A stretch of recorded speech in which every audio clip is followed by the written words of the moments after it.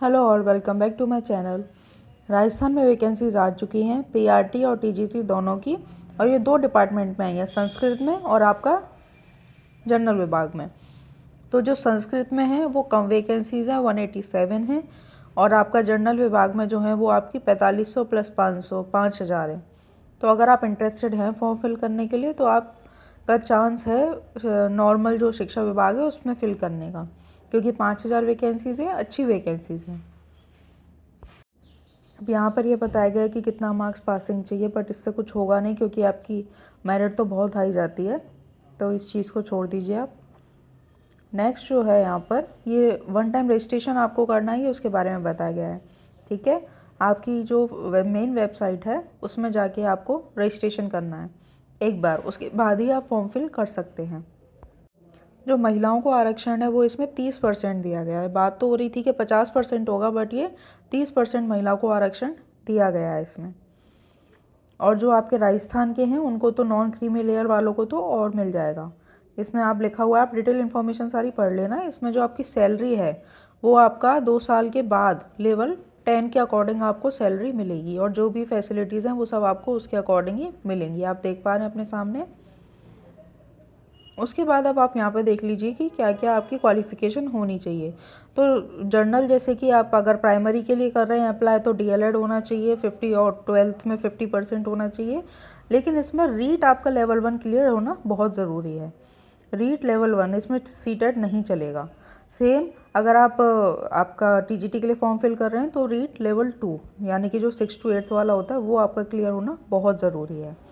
और इसमें एक चीज़ और है कि 2022 और 2025 वाला आपका रीट ही क्लियर होना चाहिए। ये आपका संस्कृत डिपार्टमेंट की डिटेल्स हैं, ये आप देख लीजिएगा। इसमें भी आपका रीट कंपलसरी मांगा ही है कि आपका क्लियर होना चाहिए। ठीक है, अब यहाँ पे ये आप देख सकते हैं कि राजस्थान अध्यापक पात्रता परीक्षा 2022 और 2025 ये दो आपके क्लियर होंगे इसी ईयर में, तो उससे पहले वाले आप मान्य नहीं होंगे। सिर्फ ये दो वाले ही आप अभी जिन्होंने अभी दी है, जो अभी उत्तीर्ण हुए हैं वो, और 2022 वाले इसमें मान्य हैं। अन्य योग्यता आयु आप देख लीजिए। आयु तो इसमें 18 साल से ज़्यादा और 40 साल से कम होनी चाहिए, तो वो तो आप उसी एज में होंगे जब आप फिल करें। एज की इसमें कोई वो नहीं है टेंशन, क्योंकि 40 साल तक की इसमें एज है। और परीक्षा जो आपका फॉर्म फिलिंग है वो आज से यानी कि 7 नवंबर से शुरू हो जाएगा, और ये आपका 6 दिसंबर तक चलेगा। बट कोशिश कीजिएगा कि आप उससे पहले ही फॉर्म फिल कर दें, क्योंकि एंड टाइम पर साइट बहुत हैंग हो जाती है।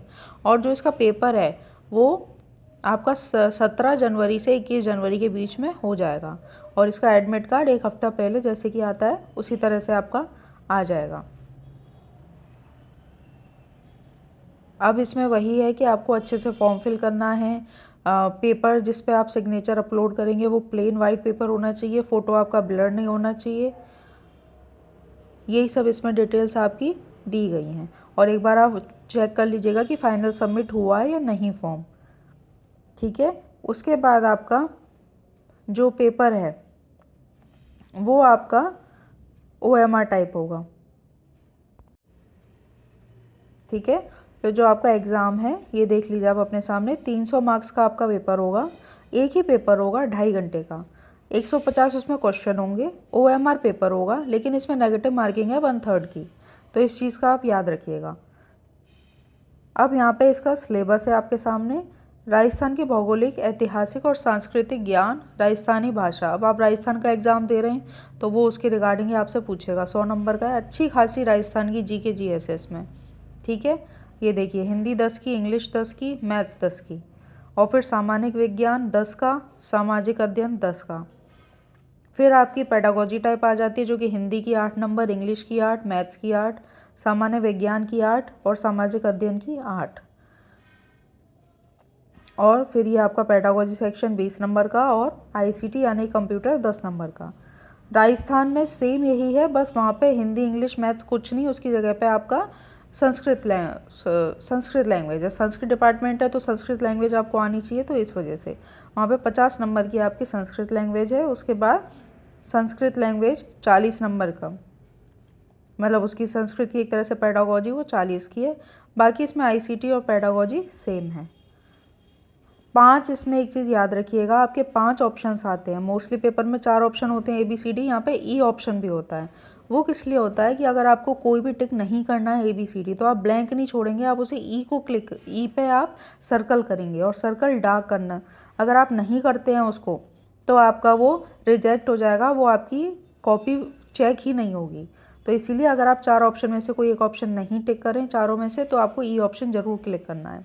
बट और आपकी जो ऑफिशियल वेबसाइट है उस पर जाके आपको ये फॉर्म फिल करना है। अगर आपको फॉर्म फिल करना है तो आप जल्दी कर दीजिएगा ताकि बाद में डिले ना हो। Thank you. अगर आपको इन्फॉर्मेशन अच्छी लगी है तो please do like share and subscribe my channel.